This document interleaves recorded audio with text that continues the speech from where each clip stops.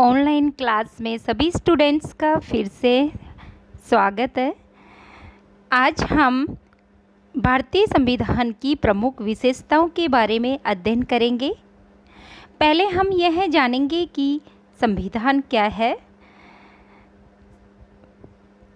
What is the constitution, यानी उन नियमों तथा सिद्धांतों का समन्वय जिसके आधार पर राज्य का संचालन किया जाता है तथा जिसके आधार पर शासन के स्वरूप तथा संगठन का निर्धारण होता है तथा राज्य और उसके नागरिकों के बीच संबंधों का नियमन होता है, संविधान कहलाता है।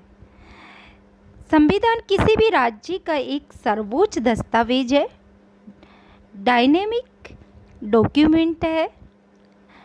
आगे हम अब भारतीय संविधान की जो भी प्रमुख विशेषताएं हैं उन पर चर्चा करते हैं।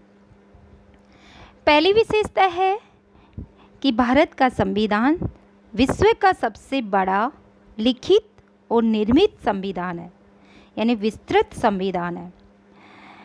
लिखा हुआ अमेरिका की तरह भारत का संविधान लिखित है, ना कि ब्रिटेन की तरह अलिखित है, और इसे संविधान सभा के द्वारा 2 वर्ष 11 माह व 18 दिन में इसे बनाया गया है। विस्तृत इसलिए कहा जाता है कि जो हमारा मूल संविधान है उसमें एक प्रस्तावना 395 यानी 395 आर्टिकल्स अनुच्छेद और 22 भाग व 8 अनुसूचियाँ थी। और वर्तमान की अगर बात करें हम तो एक प्रस्तावना है, अनुच्छेद 395 ही रहेंगे, लेकिन अगर वैसे देखा जाए क्योंकि कहीं संविधान संशोधनों के माध्यम से हमने इसमें अनुच्छेद ऐड किए हैं, लेकिन वो इसके अंदर ही ऐड होंगे, जैसे आर्टिकल 15(1), 15(2), 15(3), 15(4) इस तरह।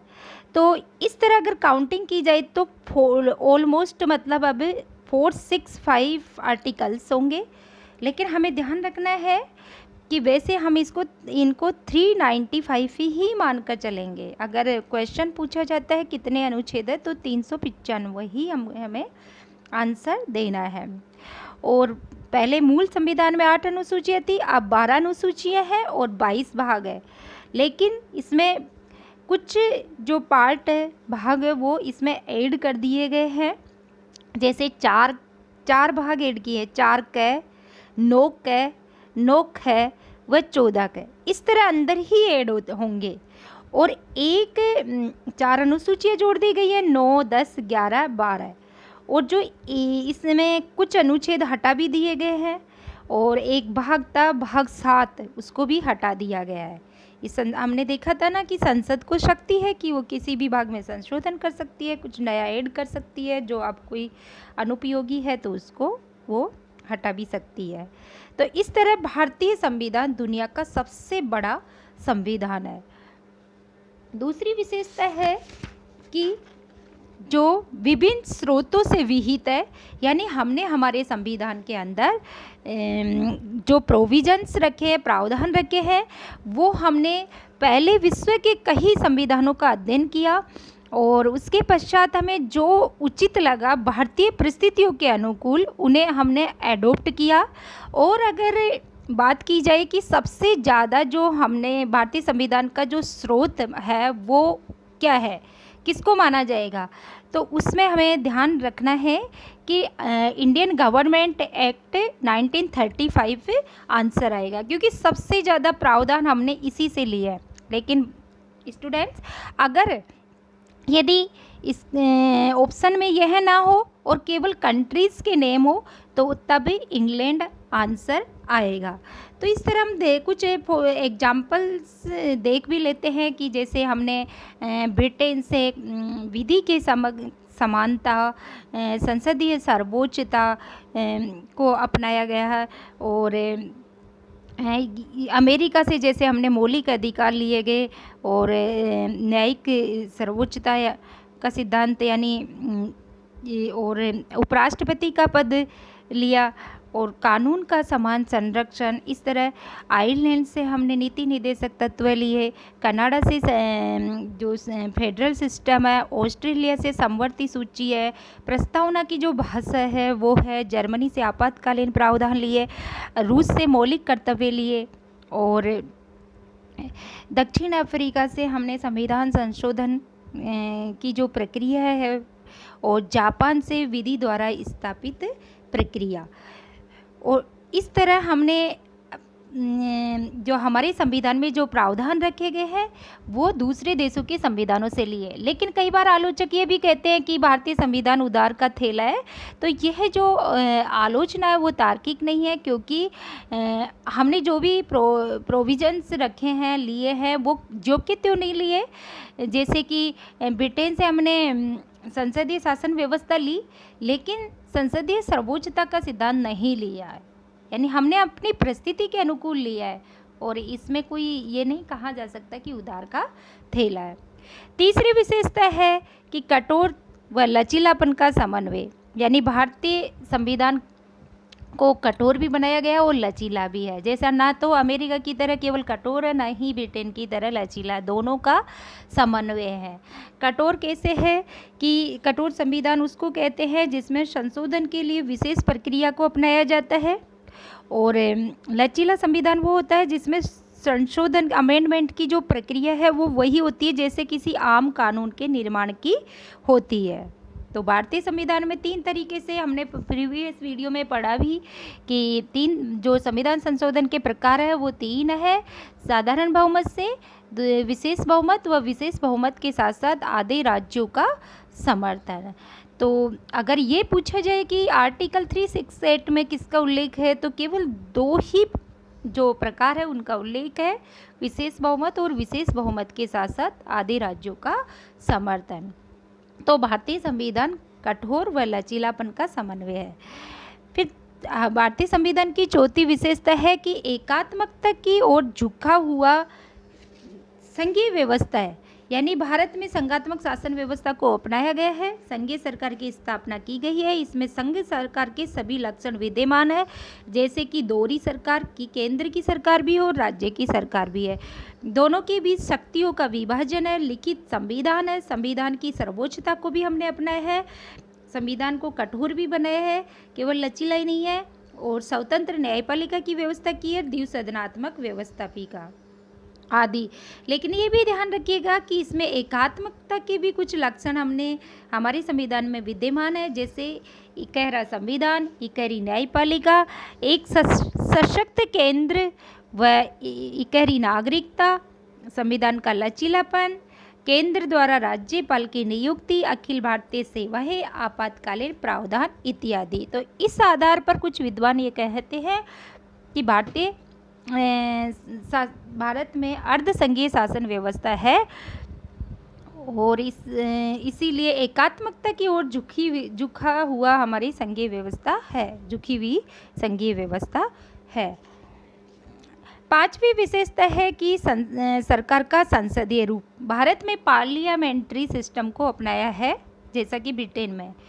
इस संसदीय शासन व्यवस्था से तात्पर्य यह है कि जो कार्यपालिका है वो व्यवस्थापिका में से बनती है और व्यवस्थापिका के प्रति ही उत्तरदायी होती है। जब तक व्यवस्थापिका में के निम्न सदन में बहुमत रहेगा तब तक सरकार चलेगी। तो भारत में अध्यक्षात्मक शासन व्यवस्था ना अपना करके संसदीय शासन व्यवस्था को अपनाया गया है। फिर है इकहरी न्यायपालिका, जो हमारी 6ठी विशेषता है वो है एकीकृत व स्वतंत्र न्यायपालिका, यानी हमारे भारत में न्यायपालिका में शीर्ष पर जो है सुप्रीम कोर्ट है, फिर उसके बाद नीचे राज्य स्तर पर हाई कोर्ट है, और राज्यों में जो उच्च न्यायालय के नीचे हैं वो है अधीनस्थ न्यायालय, जैसे कि जिला अदालत है व अन्य निचली अदालत है। तो निचली अदालतों द्वारा दिए गए निर्णय के विरुद्ध जो हाई कोर्ट है उसमें अपील कर सकते हैं। यदि हाई कोर्ट के निर्णय से भी हम संतुष्ट नहीं है तो सुप्रीम कोर्ट में अपील कर सकते हैं, और सुप्रीम कोर्ट का निर्णय सर्वोच्च व अंतिम होगा, उसके विरुद्ध कहीं पे भी अपील नहीं की जा सकती। और सुप्रीम कोर्ट द्वारा जो भी निर्णय होंगे वो सभी न्यायालयों पर लागू होंगे। सुप्रीम कोर्ट को स्वतंत्र यानी न्यायपालिका को स्वतंत्र व निष्पक्ष बनाने के लिए संविधान में कई प्रावधान भी किए गए हैं, जैसे कि न्यायाधीशों के कार्यकाल की सुरक्षा, न्यायाधीशों के लिए निर्धारित सेवा शर्तें, भारत की जैसे संचित निधि से सर्वोच्च न्यायालय के सभी खर्चों का वहन, विधायिका में न्यायाधीशों के कामकाज पर चर्चा पर रोक, सेवानिवृत्ति के बाद अदालत में कामकाज पर रोक, अवमानना के लिए दंड देने की शक्ति न्यायपालिका को और कार्यपालिका से न्यायपालिका को अलग रखा गया है इत्यादि न्याय व्यवस्था संविधान में की गई है न्यायपालिका की स्वतंत्रता के लिए। 7वीं विशेषता है मौलिक अधिकार, यानी भारतीय संविधान सभी नागरिकों को मूल संविधान में 7 मौलिक अधिकार प्रदान किए गए हैं। बाद में संपत्ति के अधिकार को 44वें संविधान संशोधन द्वारा हटा दिया गया, उसे कानूनी अधिकार बना दिया गया। वर्तमान में भारत के संविधान में नागरिकों को 6 मौलिक अधिकार प्राप्त है और यह भी हम अलग से वीडियो में पढ़ेंगे। फिर आगे है 8वीं विशेषता है राज्य के नीति निर्देशक सिद्धांत। मौलिक अधिकार व्यक्ति के लिए है और नीति निर्देशक तत्व डायरेक्टिव प्रिंसिपल्स ये राज्य के लिए है और इसमें राज्यों से अपेक्षा की गई है कि वो जब भी कानून नीतियां बनाए तब इन्हें लागू करे, क्योंकि ये न्याय योग्य नहीं है। व्यक्ति इन्हें लागू कराने के लिए न्यायालय का दरवाज़ा खटखटा नहीं सकता। इनके पीछे केवल जनमत की शक्ति है, क्योंकि अगर सरकारें लागू नहीं करेगी तो हमने देखा 5 साल में चुनाव होता है और उन्हें उसका नुकसान उठाना पड़ेगा। इसीलिए इनके पीछे मतलब यह एक तरह से नैतिक राज्यों का एक नैतिक कर्तव्य है। और मोटे तौर पर 3 ये जो नीति निर्देशक तत्व है संविधान के भाग 4 में इन्हें रखा गया है और 3 वर्गों में विभाजित किया जा सकता है इनको, सामाजिक, गांधीवादी और उदार बौद्धिक। आगे जो विशेषता है वो है मौलिक कर्तव्य। मौलिक कर्तव्यों का उल्लेख मूल संविधान में नहीं है। सरदार स्वर्ण सिंह कमेटी की सिफारिश के आधार पर 42वें संविधान संशोधन के माध्यम से मौलिक अधिकारों की व्यवस्था की गई थी और 10 मौलिक कर्तव्य जोड़े गए थे भाग 4 क में और 51 क में। और बाद में 2002 में 86वें संविधान संशोधन के द्वारा 1 मौलिक कर्तव्यों को जोड़ा गया है। तो वर्तमान में नागरिकों को 11 मूल कर्तव्य प्राप्त है, क्योंकि मौलिक अधिकार के साथ साथ मूल कर्तव्यों का होना भी अनिवार्य है। आगे जो विशेषता है वो है एक धर्मनिरपेक्ष राज्य। भारत का संविधान धर्मनिरपेक्ष है या सेक्युलरिज्म, ये मतलब धर्मनिरपेक्ष हम बोलते हैं लेकिन वास्तविक रूप में पंथ निरपेक्ष है, क्योंकि धर्म से निरपेक्ष तो हम हो ही नहीं सकते, यानी संप्रदाय से तटस्थ होना पंथ निरपेक्ष से तात्पर्य है। यानी राज्य का अपना कोई धर्म नहीं होगा, अधार्मिक भी नहीं होगा। ऐसा नहीं है कि राज्य अधार्मिक है, लेकिन राज्य क्योंकि विविध धर्मावली यहाँ निवास करते हैं तो राज्य का इसलिए कोई अपना धर्म नहीं है। राज्य की दृष्टि में सभी धर्म समान है और प्रत्येक व्यक्ति को अपने धर्म का प्रचार प्रसार करने की स्वतंत्रता दी जाएगी। लेकिन धर्मनिरपेक्ष नहीं कहा जा सकता। क्यों? क्योंकि धर्म से निरपेक्ष का मतलब है, धर्म का मतलब होता है मानवीय मूल्य, और मानवीय मूल्य से अलग तो कोई हो ही नहीं सकता।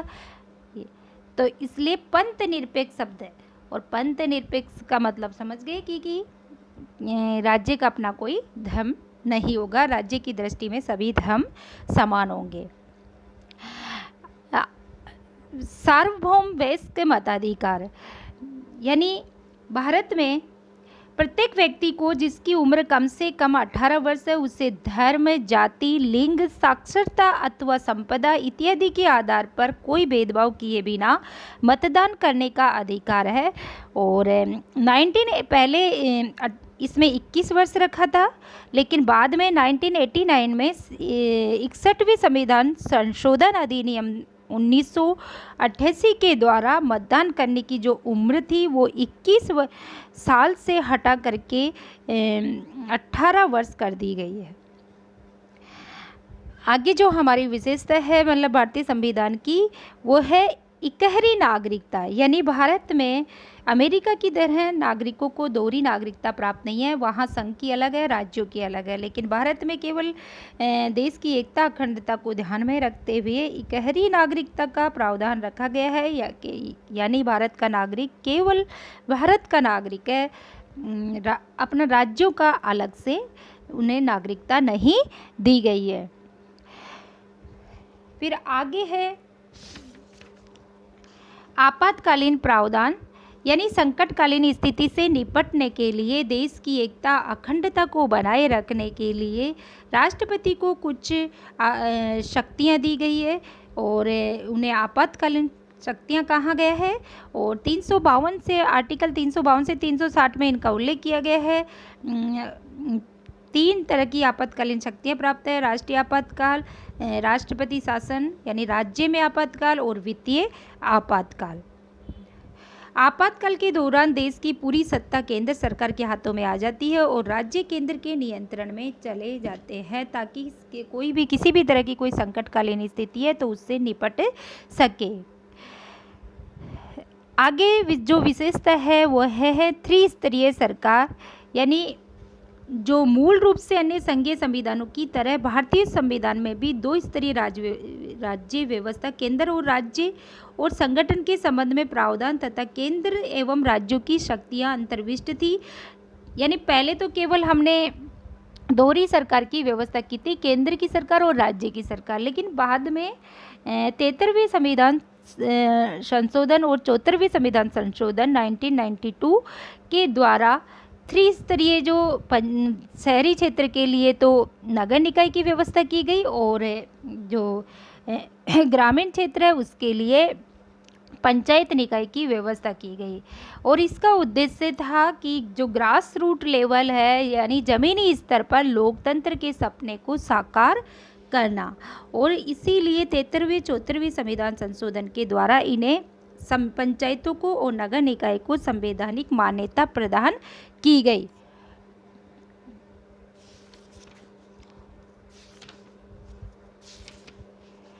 आगे जो हमारी विशेषता है वह है सहकारी समितियां।